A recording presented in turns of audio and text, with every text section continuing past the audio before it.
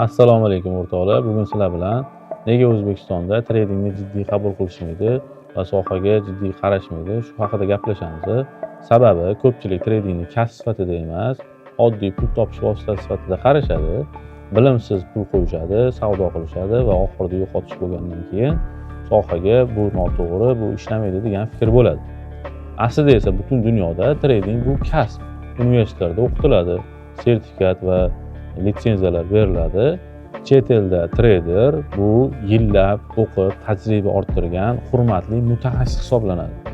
Ular uchun trading bu qimor emas, bu matematika, psixologiya, moliya va intizom uyg'unlashgan murakkab kasb hisoblanadi.